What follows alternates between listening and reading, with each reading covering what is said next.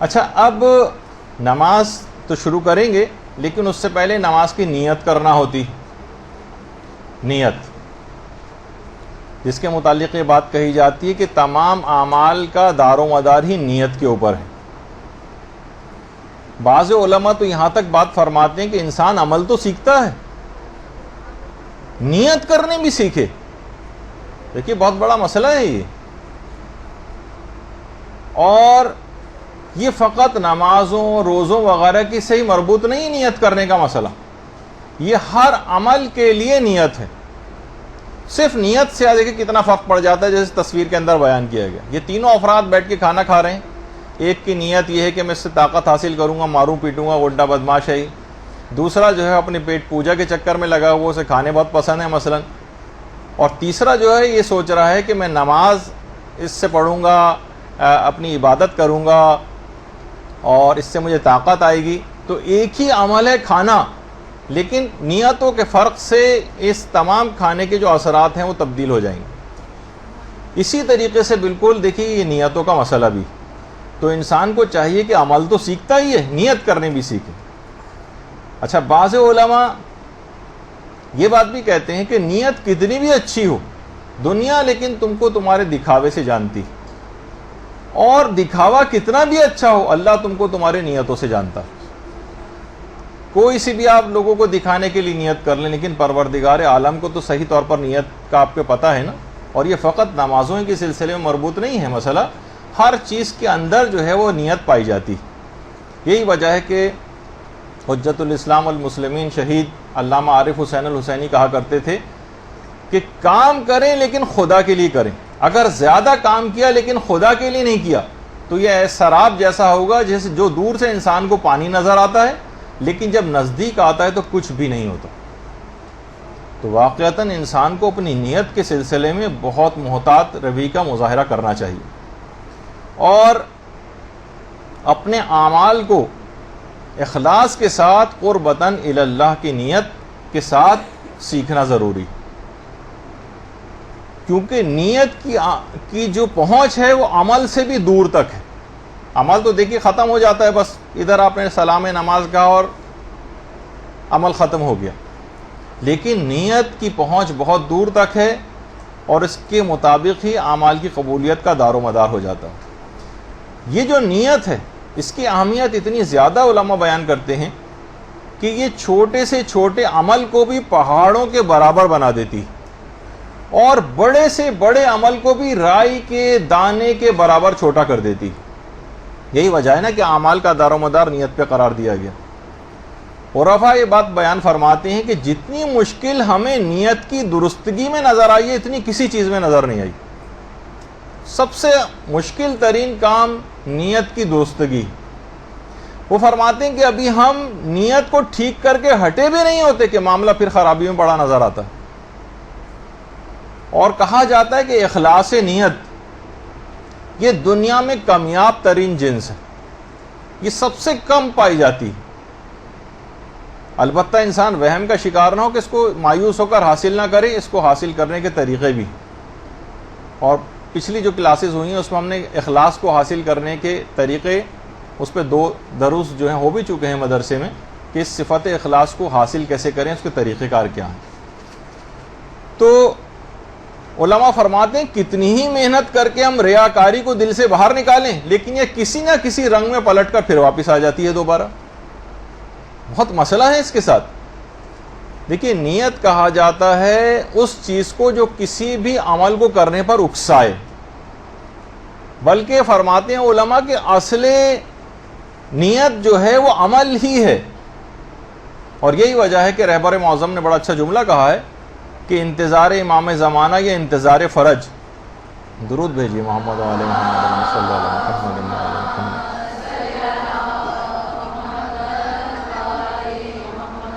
یہ کسی قلبی کیفیت کا یا کسی نیت کا نام نہیں بلکہ یہ عمل سے عبارت. رہبر معظم یہ بات کہتے ہیں کہ یہ نہیں کہ آپ انتظار فرج کے معنی ہیں کہ آپ کیلنڈر لے کے بیٹھ جائیں یا بس جیسے آدمی گھر میں بیٹھا ہوا انتظار کر رہا ہوتا ہے. نہیں، وہ فرماتے ہیں کہ یہ عمل سے عبارت ہے. یعنی انتظار فرج کو جب بھی افضل عبادت کہا گیا ہے یعنی ایک عمل کا نام ہے، یہ صرف خاموش بیٹھنے کا نام نہیں، یہ اپنی دینی ذمہ داریوں سے پہلو تہی کر کے چشم پوشی کرنے کا نام نہیں، یہ ایک ایکٹیو دینی لائف گزارنے کا نام ہے انتظار فرج۔ تو اب یہ بات ہے کہ دیکھیے نیت، جو بھی نیت عمل کو آواز نہ دے وہ بیکار ہے۔ جب ہی کہا جاتا ہے نا کہ آوارہ گرد کی کوئی منزل نہیں ہوتی، اس کا کوئی نیت اور ارادہ نہیں ہوتا، بس نکل گیا باہر، ادھر جا رہا ہے ادھر جا رہا ہے، اسی کو آوارہ گرد کہتے ہیں۔ اور نیت کے بغیر کبھی کوئی چیز وجود میں نہیں آتی، اور ہر کام میں نیت ہے، نہ کوئی چیز وجود میں آ سکتی ہے نیت کے بغیر، نہ کوئی چیز باقی رہ سکتی۔ دیکھیے ذہنی تصور سے ہماری نیت کا آغاز ہوتا ہے، جو پھر وہ تصور پھر عزم و ارادے میں ڈھلتا ہے، پھر عمل وجود میں آتا ہے۔ ایک چھوٹا سا دانہ ترقی کرتے کرتے کھیت میں تبدیل ہو جاتا ہے، اور اگر اسی کھیت کو کیڑا لگ جائے تو پورا کھیت برباد نظر آتا ہے۔ یہی حال نیتوں کا بھی۔ اور کبھی کہا جاتا ہے کہ نیتیں آندھیوں کی طرح اختیار کر لیتی ہیں کہ تمام عمل کو وہ آندھی برباد کر کے رکھ دیتی ہے، اور اسی کو اعمال کا ہفت ہونا کہا جاتا ہے۔ نیتوں کی وجہ سے اعمال بھی ہفت ہو جاتے ہیں۔ ایک ہے ہمارے غلام علی وزیری صاحب سے، کبھی آپ فرمائش کر کے سنیے گا، اس کو بہت اچھا ایکسپلین کرتے ہیں کہ ہوتا ہے اعمال کا ہفت ہو جانا اور ایک ہوتا ہے اعمال کا ضبط ہو جانا۔ ہفت میں اور ضبط میں فرق ہے، اس کی ایک بڑی اچھی تفصیل بیان کرتے ہیں جو انہی سے آپ سنیے گا۔ اچھا، اب اپنے عمل کو انسان کبھی بھی بڑا نہ سمجھے، وہی نہ سمجھے کہ میں نماز پڑھ کر گویا اللہ کے اوپر ایک بہت بڑا احسان کر رہا ہوں، جیسے کہ عام طور پر اس طرح کے بہت سے خیالات انسان کے دل و دماغ میں پیدا ہوتے ہیں۔ ایک سینئر طالب علم تھے ایک مدرسے کے، وہ نماز جماعت، کیونکہ بہت سینئر ہو گئے تھے، نماز جماعت نہیں پڑھاتے تھے، لیکن جب بھی ان کے استاد ان سے کہتے بھائی آپ نماز جماعت جو ہے پڑھائیے، وہ کہتے ہیں نہیں ابھی میں اس قابل نہیں۔ تو ان کے استاد بڑا اچھا جملہ کہتے تھے کہ جب تک آپ اپنے آپ کو اس قابل نہیں سمجھتے جب تک پڑھاتے رہیے، اور جب کسی قابل سمجھنے لگیں گے اس وقت پڑھانا بند کر دیجیے گا۔ مقصد کہنے کا یہ ہے کہ اپنے آپ کو بڑا سمجھنا، یہ تو جب خیال پیدا ہو گیا تو وہیں سے ہی خرابی شروع ہو جائے گی۔ جب ہی کہا جاتا ہے کہ آپ لوگ بھی اپنی نیت کو، یہ جو علم دین حاصل کرنے آپ آ رہی ہیں، آپ کی نیت یہ نہیں ہو کہ میں بہت بڑی کوئی آپ نے ایک آئیڈیل بنایا ہوا ہے کہ میں فلاں عالمہ کی طرح سے، فلاں ذاکرہ کی طرح سے، کتنی اس کی شہرت ہے، وہ دیکھیے ٹی وی پر آتی ہے، وہ اس کو نہ فلاں ٹاک شوز کے اندر بلایا جاتا ہے، خود بخود آپ کہیں میں ایسا بننا چاہتی ہوں۔ اس کا مطلب یہ ہے کہ آپ کے دل و دماغ کے اندر اس لحاظ سے کوئی بڑا بننے کی فکر پائی جاتی۔ دیکھیے آیت اللہ وحید خراسانی، جن کا ابھی آپ تکبیرات افتتاحیہ کے سلسلے کی گفتگو سن رہی تھیں، یہ خود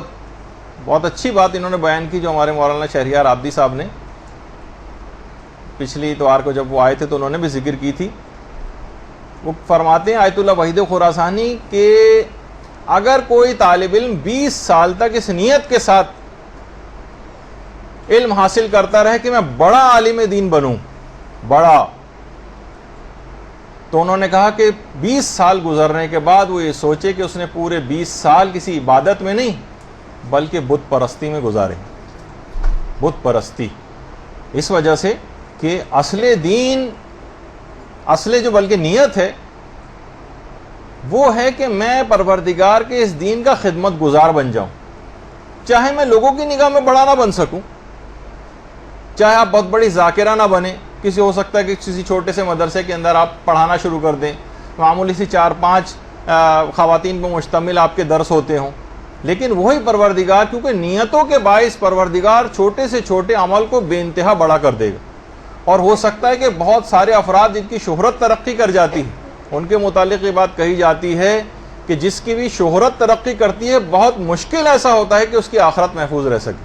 بہت اپنے آپ کو بچا بچا کے چلتا رہے گا تو آخرت محفوظ ہوگی اس کی، ورنہ آخرت اس کی برباد ہو جائے گی۔ تو اصل میں آپ کی یہاں پر علم دین حاصل کرنے کی نیت بھی یہ ہونی چاہیے کہ میں خدمت گزار اہل بیت بنوں، میں دین کی ایک خدمت گزار بن جاؤں، پروردگار مجھ سے دین کا کوئی بھی کام لیتا رہے، ساری زندگی بس آپ اس پہ لگ جائیں کہ میں لوگوں کے وضو صحیح کرواؤں گی، میں بس لوگوں کی نمازیں صحیح کرواؤں گی، میں خواتین کا پردہ صحیح کروا دوں گی، میں بس تربیت اولاد کے صرف لیکچرز اور اس پہ مشتمل چیزیں جو ہے وہ لیا کروں گی. میں مثلا خواتین کے جو مخصوص فقہی مسائل ہیں اس کی مہارت حاصل کر کے ان کی تمام عبادتوں کو صحیح کرواؤں گی. یہ اگر کوئی نیت بنا لے تو خود بخود وہ بہت بڑا اس کا یہ عمل بن جائے گا اپنی نیت کی وجہ سے. اور اگر بڑا بننے کے لحاظ سے طالب علموں کو بھی بچپنے سے یہ چیز سکھانی چاہیے کہ یہ نہ بس وہ یہ سوچیں کہ نہیں ہمیں بہت بڑا ایک شہرت کا حامل بننا ہے. نہیں، ورنہ یہ کیا ہوگا کہ اس کی خود بخود جب ہی ہمیں دیکھتے ہیں کہ لوگوں کے اندر نیتوں کی فطور کی وجہ سے بعد میں بھی تبدیلی نہیں آ پاتی اور وہ اپنی زندگی جو ہے غیر صالح انداز سے گزارتے ہیں. تو نیت کا صحیح ہونا بہت ضروری ہے. اور یہی وجہ ہے کہ اگر نیت صحیح نہ ہو تو شہادت جیسا مرتبہ ملتے ملتے بھی ہلاکت کے اندر تبدیل ہو جاتا ہے. وہ نہیں تھا وہ ایک واقعہ کہ جس کو جو شہید ہوا تھا، مارا گیا تھا، لیکن اس کا نام تاریخ کے اندر قتیل الحمار کے نام سے مشہور ہو گیا کہ اس کی نیت یہ تھی کہ میں مخالف پر حملہ کر کے اس کے گدھے کو حاصل کر لوں. یعنی مارا تو گیا وہ، اور اپنی نیت کی وجہ سے صرف راہ گدھا کا جو ہے وہ قتیل کہا گیا یا شہید کہا گیا. بجائے خدا کی راہ میں مارا جاتا وہ گدھے کی راہ میں مارا گیا. تو اس لحاظ سے اگر آپ دیکھیں تو لوگ دیکھیں نیتوں کے فرق کی وجہ سے ہی ثواب اور اثرات اس کے مرتب ہوتے ہیں. ریڈ لائٹ پر جب سرخ سگنل جو ہے روشن ہوتا ہے کسی جگہ پر، سب لوگ کھڑے ہوئے ہوتے ہیں انتظار میں. کتنے افراد ایسے ہیں جن کی نیت قانون کا احترام ہوتی، اور کتنے افراد ایسے ہیں کہ جو وہاں پر رکے کھڑے ہوتے ہیں پولیس والوں کے یا چالان کے خوف سے. تو کھڑے ہوئے سب نظر آئیں گے آپ کو، لیکن نیتوں کے فرق سے معاملات بہت تبدیل ہو جاتے ہیں. اگر نیت الہی نہ ہو تو عمل عبث ہو جاتا ہے. یہی وجہ ہے کہ ہمارے چھٹے امام جعفر صادق علیہ الصلوۃ والسلام فرماتے ہیں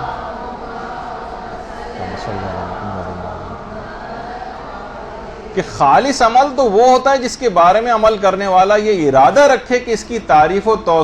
ستائش خداوند عالم کے علاوہ کوئی اور نہ کرے. یعنی خود بخود ہو جائے وہ الگ ہے، لیکن اس کے دل میں یہ والی خواہش نہیں پائی جاتی کہ اس کے لیے وہ کوئی اقدام کرے، ایسے اقدامات کرے کہ جس سے لوگ اس کی جو ہے وہ تعریف کریں اور اس کی نیت یہ ہو کہ لوگ میری تعریف کریں. نہیں، خالص عمل وہ جس میں صرف پروردگار کی ستائش کی فکر ہوتی. علماء یہ بات بھی بیان فرماتے ہیں اور بڑا اچھا نکتہ ہے کہ ساری چیزیں جو ہیں وہ نیت پر منحصر ہیں. مادی اعتبار سے 2 روٹیوں کی اتنی اہمیت نہیں تھی، مگر خالص الہی نیت کی وجہ سے پورا سورہ دہر نازل ہو گیا. اللہم صلی علی محمد و علی محمد. کتنے افراد روٹیاں دیتے ہیں اور بڑے بڑے دیگے تقسیم کرواتے ہیں، اور وہاں سو کی 2 روٹیاں صرف دی گئی تھی اور پورا سورہ دہر یا سورہ انسان نازل ہو گیا. تو یہ صرف نیتوں کی وجہ سے ہوتا ہے. اور نیتوں کا پتہ چلتا ہے، ہمیشہ یہ بات یاد رکھ لیجئے کہ نشیب و فراز میں حالات کی، یہ بہت پرسکون زندگی جس میں کوئی چہل پہل اور وہ حرکت نہ ہو، اس کے اندر بعض اوقات نیتیں چھپی رہ جاتی ہیں. صرف عمل سامنے ہوتا ہے، اس پہ انسان قیاس کرنے لگتا ہے. نہیں، جب حالات کے مد و جزر اور نشیب و فراز آتے ہیں نا، اس وقت صحیح نیتوں کا پتہ چلتا ہے. دیکھیے اگر نیت قوی ہے تو بدن کا ضعف عمل کو روک نہیں سکتا. آپ نے دیکھا نا کتنے بزرگ افراد ہوتے ہیں ایسے، ہم حج و عمرے کے اوپر دیکھتے ہیں کہ بالکل رکوع کی حالت میں تقریباً چل رہے ہوتے ہیں، جو کہ ہم سوچتے ہیں کہ یہ تو ان کو تو اپنے ملک سے یہاں پر آنا نہیں چاہیے تھا، لیکن حج جیسی صعوبت کو برداشت کرتے ہیں آ کر بالکل رکوع کے اندر، یعنی سیدھے طور پر بھی نہیں کھڑے ہو سکتے اتنے بزرگ افراد. تو اگر ان کی نیت قوی ہوتی ہے تو بدن کا ضعف پھر عمل کو نہیں روکتا، اور اچھی نیت ہی اپنے صاحب کو جنت کی طرف لے جاتی. اور اچھی نیت کا ایک فائدہ یہ ہوتا ہے جو ہمارے چھٹے امام نے بھی جملہ ارشاد فرمایا ہے کہ اللہم صلی علی محمد و علی محمد،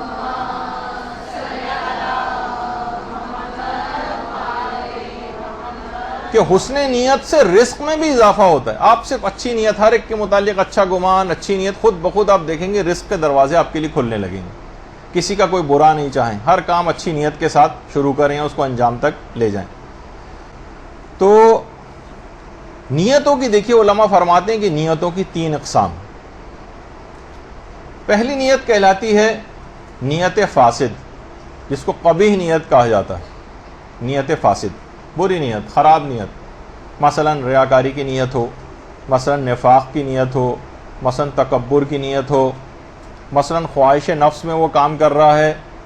یہ والی نیت ہے، حب جاہ اور شہرت کے لیے نیت ہے، میں اس کام کے ذریعے لوگوں میں مشہور ہو جاؤں، یہ فاسد نیتیں، فاسد نیتیں، قبیح نیتیں، یہ پہلی قسم۔ دوسری قسم کہلاتی ہے جسے نیت حسن کہتے ہیں، خوب نیت، بہت اچھی۔ اس میں کیا ہے؟ خدا کے عذاب سے محفوظ رہنے کی نیت، یا مثلا جنت کے حصول کی نیت۔ یہ بھی کوئی بیکار نیت نہ سمجھیں اس کو، یہ والی نیتیں بھی بالکل ٹھیک ہیں کہ مجھے جنت حاصل ہو جائے، مجھے ثواب حاصل ہو جائے۔ اکثر لوگ ان کا مذاق اڑانے لگے ہیں آج کل، اور وہ امیر المومنین والی نیت کو کہتے ہیں کہ بس صرف وہ ہونی چاہیے خدا کو خدا جان کر۔ وہ ان کا رتبہ اور مرتبہ ہے، عام لوگوں کے لیے اس تک پہنچنا بھی بے انتہا تقریباً ناممکن کے قریب ہی ہو سکتا ہے۔ اگر کوئی بہت درجہ حاصل کر لے تو ایک الگ بات، لیکن یہ نیت بھی خوب نیت، کیونکہ پروردگار نے اس کی شوق دلایا ہے جنت کا، اور جہنم سے بچنے کی ترغیب جو ہے وہ دلائی گئی کہ اس سے بچو۔ تو یہ والی بھی اگر نیت ہے عذاب الہی سے بچنے کی نیت، تو یہ نیت بھی حسن اور خوب کہلاتی۔ اور تیسری نیت ہے جسے نیت احسن کہتے ہیں، یعنی خوب تر نیت، یعنی اس میں نہ تو کوئی دنیاوی نیت ہوتی ہے اور نہ اخروی نیت ہوتی، اور آپ فرماتے ہیں کہ صرف اور صرف خالص خوشنودی پروردگار کی نیت ہوتی، جو کہ امیر المومنین کا بھی جملہ تھا نا، وہ اسی کی تشریح تھا کہ میں نے صرف خدا کو خدا جان کر عبادت کی، نہ جنت کے لالچ میں کی ہے نہ دوزخ کے خوف سے۔ اچھا دیکھیے، نیت اگر صحیح ہو تو اس کے بہت فائدہ ہے کہ بعض اوقات عمل ایجاد بھی نہیں ہوتا کہ ثواب مرتب ہو جاتا ہے فقط نیت کرنے سے، ابھی عمل انجام ہی نہیں دیا ہے کہ ثواب مرتب ہو جاتا ہے۔ جیسے پیغمبر کی وہ حدیث بھی ہے نا کہ جو سچے دل سے شہادت کو طلب کرتا ہے تو اگرچہ وہ بستر پر انتقال کرے تب بھی قیامت میں خدا اسے شہیدوں کے ساتھ مشہور کرے گا، یعنی انتقال کر رہا ہے بستر پر لیکن شہداء کے ساتھ اٹھایا جائے گا اپنی نیت کی وجہ سے، نیت۔ اور یہی وجہ کہ پیغمبر جو ہے ابو ذر کو وصیت کرتے تھے باقاعدہ کہ نیک کاموں کا ارادہ کر لیا کرو، خواہ اس کو انجام نہ دے سکو، چاہے اس کو انجام نہ دے سکو لیکن نیک کاموں کا ارادہ ضرور کرو۔ ہمارے ہاں یہ بہت بڑی مصیبت ہو گئی ہے کہ لوگ نیک کام کا ارادہ بھی نہیں کرتے، جب ارادہ نہیں کرتے تو پھر وہ عمل بھی ظہور میں نہیں آتا ہے۔ تو بہرحال یہ بات ایک ایسی ہے، اور پیغمبر فرماتے تھے تاکہ اس کا یہ یوں ضروری ہے عمل کرنے کا ارادہ کرنا، نیک کام کا ارادہ کرنا، تاکہ تمہارا شمار غافلین میں نہ کیا جا سکے۔ وہ غافل ہے نا جو نہ نیک کام کا ارادہ بھی نہیں کر رہا، بس ایسی جانوروں کی طرح سے زندگی گزارتا جا رہا، تمہارا شمار تاکہ غافلین میں نہ کیا جا سکے، جو کہ محجت الویزہ کی روایت بھی۔ اچھا دیکھیے، جو اچھی نیت کے اچھے اثرات ہوتے ہیں، بری نیت کے برے اثرات ہوتے ہیں۔ بعض اوقات ہم نے عمل کیا بھی نہیں ہوتا لیکن اس برے عمل کے اثرات اور نتائج کے اندر ہم شامل ہو سکتے ہیں، جیسے کہ قرآن نے کہا تھا ناقہ صالح کو قتل کرنے والا فقط ایک شخص تھا، لیکن قرآن نے پوری قوم کے اوپر لعنت کی، کیونکہ انہوں نے وہ دل سے راضی تھے، ہاں ٹھیک ہے اس نے اگر قتل کیا، قتل اس نے کیا، لیکن ان کا دل سے راضی ہو جانا بھی، جبھی وہ لوگ جو خاموش رہے تھے یا جنہوں نے اقدام نہیں کیا تھا، تو وہ جبھی آپ مختلف زیارتوں میں ایسے افراد کے اوپر لعنت بھی کرتی ہیں۔ تو اور یہ بھی پیغمبر کا جملہ ہے کہ لوگ صرف نیتوں کی وجہ سے ہی، نیتوں کے اعتبار سے ہی قیامت میں مشہور کیے جائیں گے، نیتوں کے اعتبار سے۔ اور نیت آپ کو کرنی ہے نماز میں بھی اور دیگر تمام کاموں میں بھی قربتاً الی اللہ کی نیت، قربتاً الی اللہ۔ جب بھی انسان یہ کہتا ہے کہ میں نے کام قربتاً الی اللہ کیا ہے اور مجھے اس کی کسی اور سے جزا نہیں چاہیے، لیکن پھر بھی زبان سے یہ نیت کرنے کے باوجود بھی وہ دل سے ضرور یہ چاہ رہا ہوتا ہے کہ کچھ نہ کچھ تو مجھے چاہیے لوگوں سے، خواہ تعریف ہی صحیح۔ اور جب اچھے کاموں پہ اس کی کوئی تعریف نہیں ہوتی تو وہ رنجیدہ ہو جاتا ہے۔ کسی جگہ آپ شادی میں جائیں اور آپ کا شایان شان استقبال نہ کیا جائے، لوگ کتنا ناراض ہو کے وہاں سے واپس آتے ہیں، بھائی دیکھیے وہاں گئے، وہاں تو انہوں نے ہمیں پوچھا بھی نہیں، تو کیا ہے، تو ہم کبیدہ خاطر ہو جاتے ہیں، ہمارا شان استقبال نہیں ہوا ہے۔ یہ ساری نشانیاں عدم اخلاص کی، وہ جو سورہ دہر کی آیاتیں بھی ہیں نا، انما نطعمکم لوجہ اللہ لا نرید منکم جزاء ولا شکورا، کہ ہم تمہیں خدا کے لیے کھانا کھلاتے ہیں اور تم سے کسی جزا یا شکریہ کے طلبگار نہیں، یہ کہا تھا انہوں نے۔ تو یہ ہے اصل کام، یعنی اپنی شرعی ذمہ داری کے اوپر عمل کرنا اور دین خدا کی خدمت کا جذبہ آپ کے اندر ہونا، یہ آپ کو ثواب دلوائے گا، چاہے آپ کو شہرت ملے یا نہ ملے، پیسہ آپ کو ملے یا نہ ملے، آپ کا نام معاشرے کے اندر پیدا ہو یا نہ پیدا ہو۔ بعض دینی کام بھی دیکھیے اس طرح کے ہو جاتے ہیں کہ جس کے اندر جو کہ نام و نمود کی خاطر کیے جاتے ہیں، چاہے آپ کا اجتماعی طور پر نام و نمود نہ آپ کے اندر پیدا ہو، لیکن آپ اپنا وظیفہ شرعی ادا کر دیں۔ دیکھیے بہت سارے کام ایسے ہیں جن کی معاشرے کے اندر کوئی پذیرائی نہیں ہے، مثلا جیسے ایک مثال دوں، جیسے غسل دینا مردوں کو، کتنا بڑا کہ ایک دفعہ غسل دینے سے ساری زندگی گناہ معاف ہو جاتے ہیں، اور پتہ نہیں کیا کچھ ثواب مرتب ہوتا ہے، کہ جو کہ ہمارے جو یہاں پر مدرسے میں موت کے سلسلے کے دروس ہوئے تھے اس کے اندر اس کی تفصیل آئی تھی، لیکن اس کی کوئی معاشرے کے اندر پذیرائی نہیں۔ لیکن خدا کے ہاں غسل دینے والے کا کتنا بڑا مقام ہے،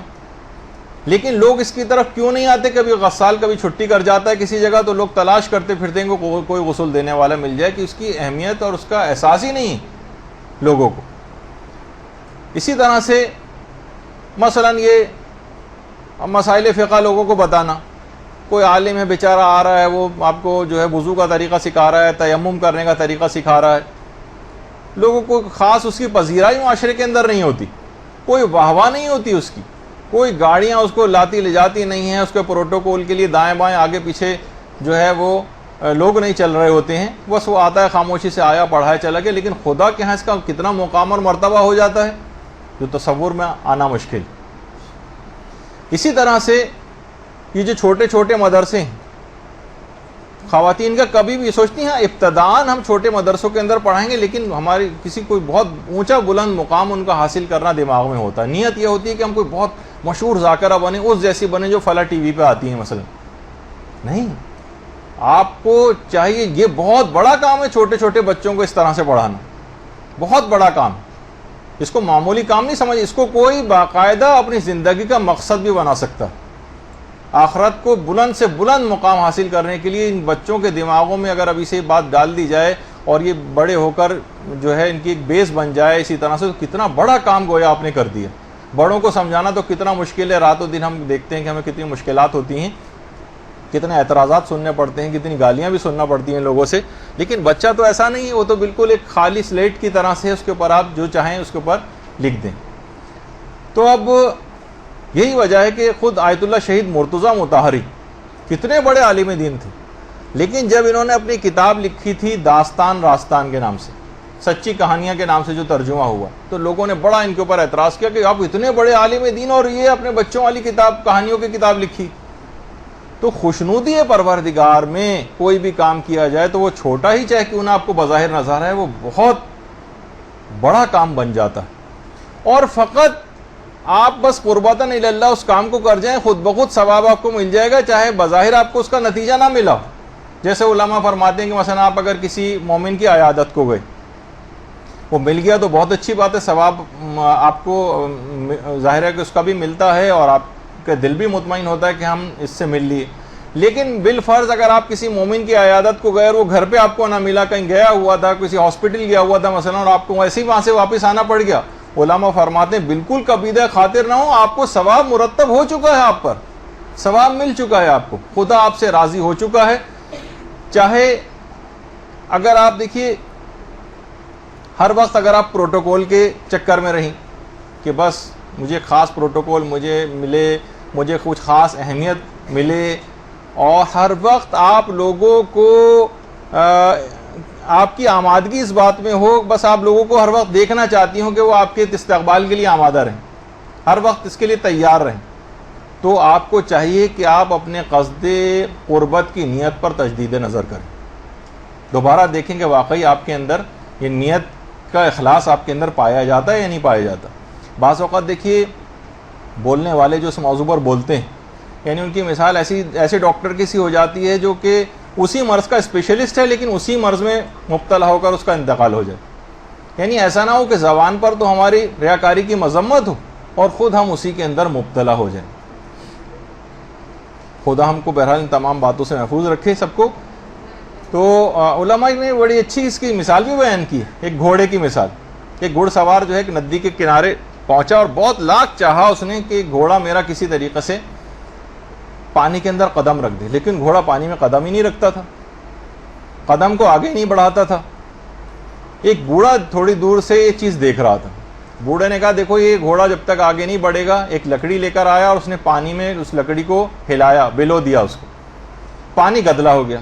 جب پانی گدلا ہو گیا تو فوراً گھوڑے نے پانی میں قدم رکھا اور ندی کو پار کر گیا. پھر بوڑھے نے بعد میں اس کی حکمت اور وجہ بھی بتائی کہ گھوڑا پانی میں اپنے عکس کو دیکھ رہا تھا اور کوئی بھی خود پر پاؤں نہیں رکھ سکتا. جب مٹی سے وہ گدلا ہو گیا تو پھر وہ آرام سے, اب اس کو اپنا عکس گھوڑے کو نظر نہیں آیا اور اب وہ آرام سے عبور کر گیا. تو یہی انسان بھی ہے کہ جب تک یہ اپنے نفس کو مارے گا نہیں تب تک یہ اس کو پار کر نہیں سکتا. اپنے نفس کے درمیان جو اس طرح کی ندیاں اور نالے آئے ہوئے ہیں اور قرب پروردگار کی طرف آگے بڑھ نہیں سکتا ہے. یہ اس کو اپنے اوپر سے ہو کر گزرنا پڑے گا, نفسانی خواہشات کو کچلنا پڑے گا, پھر کہیں جا کر آگے یہ معاملہ چلے گا. تو اب دیکھیے یہ بھی بات کہی جاتی ہے کہ جو اخلاص کے سلسلے میں کہ اگر کسی کے پاس دولت کا بہت زیادہ اسراف ہے, بہت جاہ پسندی اس کے اندر ہے, شہرت پسندی اس کے اندر ہے, خود بینی اس کے اندر ہے, تو یہ خلوص نیت کی راہ میں حائل رکاوٹیں ہیں. جب تک انسان ان سے اپنا پیچھا نہیں چھڑائے گا جب تک وہ مقام اخلاص کو حاصل نہیں کر سکتا. اچھا, مخلص کو بھی بات یاد رکھ لیجیے کہ ہمیشہ ضرورت کو دیکھ کر مخلص اقدام کرتا ہے, چاہے اس کو شہرت ملے نہ ملے, لیکن وہ سمجھتا ہے کہ اس کی ضرورت ہے. ہمارے ہاں یہ دیکھا جاتا ہے کہ شہرت کس میں ملے گی, چاہے اس کی ضرورت ہو یا نہ ہو, وہ والا کام کیا جاتا ہے. مجالس کے مضامین ایسے اختیار کیے جاتے ہیں کہ جس سے ہم کو شہرت ملے, چاہے یہ لوگوں کی ضرورت ہو یا نہ ہو. جیسے کہا جاتا ہے نا کہ مثال اس کی علامہ محمد حسین طباطبائی. علامہ طباطبائی جب نجف میں تھے اور نجف سے یہ قوم تشریف لائیں, نجف سے جب یہ قوم آئے تو دیکھا کہ قوم میں فقہ کے بھی دروس ہوتے ہیں, اصول کے بھی دروس ہوتے ہیں, لیکن تفسیر قرآن کے دروس زیادہ رائج نہیں ہیں, فلسفے کے زیادہ رائج نہیں ہیں. آیت اللہ محمد حسین طباطبائی نے یہ دروس دینے شروع کر دی. لوگوں نے بڑا اعتراض کیا کہ آپ کا یہ کام مرجعیت سے سازگار نہیں. جب یہ ایک جملہ ان کے متعلق کہا جاتا ہے, واللہ عالم کتنا صحیح ہے کتنا غلط, یا اس کا مفہوم کیا ہے, کہ آیت اللہ محمد حسین طباطبائی نے مرجعیت کو درس قرآن کے لیے اپنی مرجعیت کو قربان کر دی. یعنی اگر فقہ و اصول کے دروس دینا شروع کر دیتے تو مرجع تقلید بن جاتے, لوگ تقلید کرنے لگتے. تو اس کو نہیں دیکھا, کہا کہ مرجع تقلید تو بہت سارے ہیں, ان پہ کام ہو رہا ہے, جس پہ کام نسبتاً کم نظر آ رہا ہے میں اس پہ اپنا کام کروں, چاہے اس کے اندر مجھے وہ شہرت آیت اللہ محمد حسین طباطبائی کو حاصل نہیں ہو سکی اس لحاظ سے کہ جو کہ ایک مرجع کو حاصل ہوتی ہے جو اس کی اتنی بڑی تعداد میں مقلدین ہوتے ہیں. نہیں, ضرورت کو مد نظر رکھا, چاہے کیونکہ دنیاوی کسی چیز کی طرف توجہ نہیں تھی. اور اس کے نتیجے میں پھر کیا ہوا کہ تفسیر المیزان جیسی معرکۃ الآراء تفسیر جو ہے وہ انہوں نے لکھی. اسی طریقے سے آغا محسن قرتی شروع ہی سے نوجوانوں کے اندر وہ چاہتے تھے کہ اس کا انہوں نے انتخاب کیا تھا کہ مختلف اپنے جوانی کے دور سے ہی وہ دروس دینا انہوں نے شروع کر دی, اور بالکل اس کا خیال نہیں کرتے تھے جہاں پہ بھی, حتیٰ کہ وہ جو ملہ ہوتے ہیں اور کشتیوں میں جو ہے وہ مختلف فوجی ہوتے ہیں اور نیوی کے افراد ہوتے ہیں, کہیں پہ بھی ان کو موقع ملتا تھا یہ درس دینے وہیں پر پہنچ جاتے تھے. کوئی پروٹوکول کا خیال نہیں کر رہے ہیں کہ میرے لیے باقاعدہ بہت بڑے بڑے سے ممبر رکھے جائیں اور یہ ہو اور وہ ہو, کہیں پہ بھی بیٹھ کے ان کو وہیں سمندر میں سب کے بیچ میں درس دے رہے ہیں بیٹھے ہوئے. اسی طرح سے مثلا کہیں پہ بھی طالب علم کہیں پہ بھی ان کو مل گئے, وہیں بلیک بورڈ انہوں نے لگایا, ان کو درس دینا شروع کر دیا. کوئی پروٹوکول کا خیال نہیں کیا کہ جناب میرے لیے پورا آراستہ پیراستہ جگہ کے اوپر انتظام ہونا چاہیے. نہیں, چھوٹے بچوں کا کوئی درس ہو رہا ہے اس میں بھی جناب وہ پہنچ جاتے ہیں. کہیں پہ بھی, میں نے ایک دفعہ پہلے بھی واقعہ نقل کیا تھا, ہمارے ایک جاننے والے گئے تھے کسی جگہ، آغا محسن قرتی کو آنا تھا اور وہ گئے تو ان کو آنے میں دیر ہو گئی، ٹریفک میں کسی جگہ محسن قرتی پھنس گئے، تو زیادہ تر لوگ چلے گئے، صرف 5-10 لوگ وہاں پہ رہ گئے تھے۔ جب وہ وہاں پر پہنچے تو سارے لوگ جا چکے تھے انتظار کر کے، لیکن وہ بھی کیا کرتے، انہوں نے کہا نہیں، جب میں آیا ہوں تو یہ 5-10 افراد بھی یہاں لان میں بیٹھ جائیں، میں ان کو درس دے کے جاؤں گا، اور باقاعدہ ان کو وہاں پر اس انداز سے درس دے کر گئے۔ تو یہ جو نوجوانوں کو اس طرح کے درس دیتے تھے، کہتے تھے میں 10-10 15-15 20-20 نوجوانوں کو درس دیتا تھا، لیکن اخلاص نیت ظاہر ہے ان کا تھا۔ کہنے لگے کہ ایک دفعہ آیت اللہ مشکینی یہ خود میرے پاس آئے، آیت اللہ مشکینی، کچھ ہی عرصے پہلے آیت اللہ مشکینی کا انتقال ہوا، یہ آئے اور کہا کہ میرے درس خارج میں 1000 طالب علم بیٹھتے ہیں۔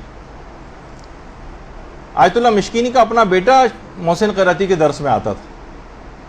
وہ جا کے جو بتاتا تھا، اور جو ان کا اخلاص نیت انہوں نے آیت اللہ مشکینی نے دیکھا، ان کے پاس خود چل کر آئے، کہا کہ میرے درس خارج میں 1000 طالب علم ہیں، میں چاہتا ہوں کہ ان 1000 طالب علموں کو پڑھانے کا ثواب جو ہے آپ کے ان 25 طالب علموں کو پڑھانے کے درس سے بدل دوں۔ یعنی مقصد کہنے کا یہ تھا کہ یہ اصل چیز یہ نہیں ہوتی کہ بہت بڑی تعداد ہم کو نظر آئے کہ جناب اس وقت مثلا اتنی تعداد میں خواتین یہاں پر بیٹھی ہوئی ہیں، اور کسی جگہ صرف 15-20 اگر طالبات اگر جو ہے نظر آ رہی ہیں، لیکن وہاں پروڈکٹیو کام ہو سکتا ہے، بہتر کام ہو سکتا ہے، تو انسان فقط صرف تعداد کو دیکھتے ہوئے کسی جگہ نہ جائے۔ تو بہرحال یہ ایک چیز ایسی ہے کہ بہت سارے چیزوں کو مد نظر رکھتے ہوئے اس میں انسان اپنے اخلاص نیت کو چیک کر سکتا ہے۔ یہی وجہ ہے کہ ہم جن کا بار بار تذکرہ کرتے ہیں اس لحاظ سے، ہمارے استاد محترم مولانا صادق حسن صاحب قبلہ، بہت ہم دیکھتے تھے کہ بہت چھوٹے چھوٹے دروس سے مولانا نے ابتدا کی تھی، اس میں بہت کم لوگ بیٹھتے تھے، بہت ہی کم، اور اتنا یعنی وقت کے اتنے پابند تھے کہ زمانے میں کھارا در میں جب درس ہوتے تھے اور مجھے بھی سعادت ملتی تھی، میں وہاں جاتا تھا کیونکہ میں دور سے جاتا تھا وہاں، تو اکثر پہلے پہنچ جاتا تھا۔ تو جس وقت درس مولانا ممبر پہ بیٹھ کے دینا شروع کرتے تھے اس وقت 3 یا 4 افراد صرف بیٹھے ہوتے تھے، صرف 3 یا 4،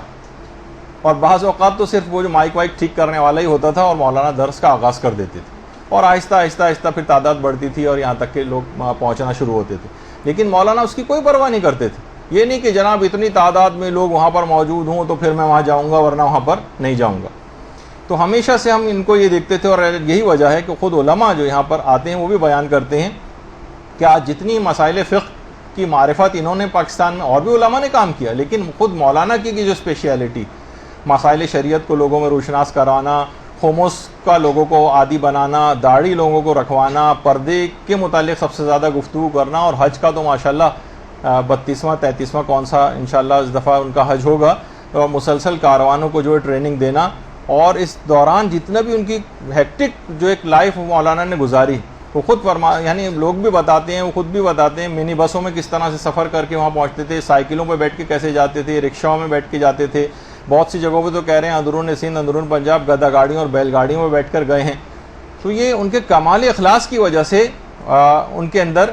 یہ چیز، ایک شہرت پسندی سے تو انتہا سے زیادہ دور مولانا کی شخصیت، اور مسلسل کام، یہاں تک کہ بہت سارے افراد یہ بات بھی ان کو کہتے تھے کہ آپ مجتہد بننے کے لیے ایران کیوں نہیں جاتے؟ تو جو ضرورت اور خدمت ہو، ٹھیک ہے ایران وہاں جانے میں اور مجتہد بننے میں بہرحال وہ بھی ایک اہم ترین کام ہے، لیکن جو ضرورت معاشرے کے اندر نظر آ رہی ہے اس وقت، معاشرے کو ضرورت کس چیز کی؟ جیسے اکثر یہاں پر جو ہمارے اعلیٰ تعلیمی وہ کمیشن بنے ہوئے ہیں، وہ بھی یہ بات کہتے ہیں کہ جناب ہم نے اتنے پی ایچ ڈیز بنا دی ہیں، اتنے یہ فلاں چیز جو ہے ہم نے اتنی بڑی تعداد میں، ابھی جہاں بیسک ایجوکیشن جس جگہ پہ نہیں ہے وہاں پہ اس قسم کی چیزوں کی طرف نگاہ رکھنا، تو ابھی خود مولانا محترم یہ کہتے ہیں کہ ہر جگہ بہت زیادہ بھی کام کی ضرورت ہے، مبلغین کی بڑی ضرورت ہے، مجتہدین کی ضرورت نہیں ہے، مرج تقلید تو بہت سارے ہیں، لیکن مبلغ بھی یہاں پر ہمارے معاشرے کے اندر کم سے کم تر ہوتے چلے جا رہے ہیں۔ تو کسی بھی جاہ اور منصب کی کوئی خواہش نہیں کی، اور خود چند سال پہلے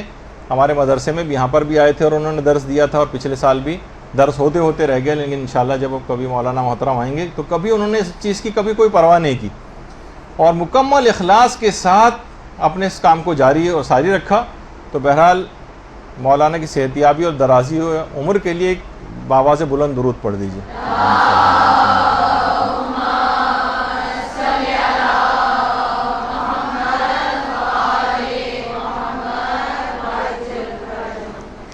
تو بس اب یہ دیکھ لیجئے کہ جب یہ ایک بات کہی جاتی ہے کہ جس عمل پر بھی الہی نیت کا رنگ نہ چڑھا ہو وہ بیکار ہو جائے گا، اور اگر اس پر عمل اخلاص کا عطر اس کے اوپر چھڑک دیا جائے، وہ اخلاص سے بھرپور ہو، اور جو کہ فقط مولا کائنات کو یہ مقام حاصل ہوتا نظر آتا ہے کہ ان کی ایک ضربت ثقلین کی عبادت سے افضل قرار پاتی ہے، فقط ان کے حسن نیت کی وجہ سے۔ نیت کے خالص ہونے کا معیار یہ ہے کہ ظاہر و باطن بالکل یکساں ہو جائے، اور یہ نہ ہو کہ لوگوں کے سامنے تو بڑا خشوع خضوع ہو، لوگوں کے سامنے تو جناب بڑا جو ہے وہ آپ اظہار کر رہی ہوں کسی چیز کا، اپنی عبادتوں کا اور خشوع خضوع کا دوران نماز، لیکن جب اکیلے کمرے میں آپ نماز پڑھ رہی ہوں تو اس وقت نہ کوئی خشوع ہو نہ کوئی خضوع ہو، اور ٹکریں مار کے جس طرح سے انسان جو ہے وہ نکل آتا ہے، اس انداز سے نہ ہونا چاہیے۔ یہ وجہ ہے کہ پیغمبر اسلام نے ریاکاری کو دجال کے فتنے سے بھی زیادہ خطرناک چیز قرار دیا۔ برحمتک یا ارحم الراحمین وصلی اللہ علی محمد و